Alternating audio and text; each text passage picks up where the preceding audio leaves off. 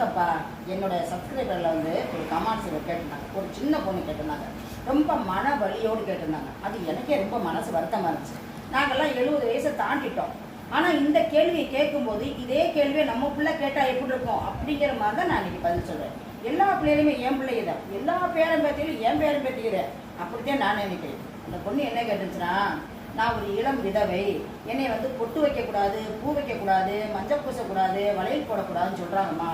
அது ரொம்ப எனக்கு மன வருத்தமாக இருக்குது. நான் இப்படித்தான் இருக்கணுமா, இதுதான் சடங்கு சம்பிரதாயமா, இதை நான் மாற்றிக்க கூடாதா அப்படின்னு ரொம்ப மன வலியோடு கேட்டுருந்துச்சு. அதாவது மூட பழக்க வழக்கங்கள் அந்த காலத்தில் இருந்துச்சு. குடங்கட்டை ஏறினாங்க, வெள்ளச்சேலை கட்டினாங்க. இப்போ அதெல்லாம் அப்படியே மாறி மாறி மாறி மாறி வந்துருச்சு. பொதுவாக என்ன கேட்டோம்னா, பொன் பிள்ளைகள் பிறந்த உடனேயும் நம்மளுக்கு பொட்டு வச்சு, மஞ்சள் பூசி, பூ வச்சு, வளையல் போட்டு, காலு கொலுசு போட்டு அழகு பார்க்குறவங்களே பெற்றோர்கள் தான். அப்போ என்ன, நம்ம ஆரம்பத்திலேருந்தே அந்த மாதிரி வந்திருக்கோம். நம்மளுக்கு கொடுத்தது, நம்மளுக்கு பரிசாக கிடைச்சது வந்து இந்த அலங்காரம் எல்லாமே, இந்த மங்களகரமான பொருள்கள் எல்லாமே நம்மளுக்குன்னு கிடைச்சது. இதை வந்து ஒரு கணவன் இறந்த பிறகு அதை தூக்கி போடணுங்கிறது அவசியமே இல்லைங்கிறது என்னுடைய தாழ்மையான கருத்து. எப்படி கேட்டோம்னா, ஒரு கணவன் வந்தவனே நம்மளுக்கு என்ன கொடுக்குறாங்க, தாலி, அந்த மங்கள பொருள் நம்மளுக்கு கொடுக்குறாங்க, மிஞ்சி மாட்டி விடுறாங்க.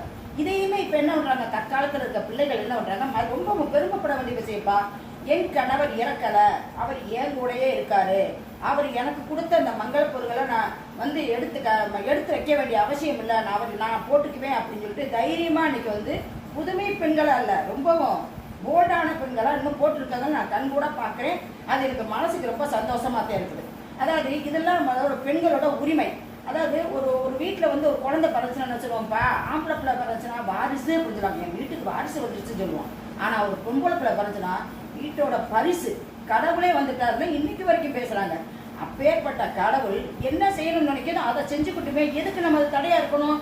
இது பெண்களோட உரிமை. இந்த உரிமையை வந்து நீங்கள் என்றைக்குமே விட்டு கொடுக்காதீங்க. இதுதான் இந்த பாட்டியோட கருத்து.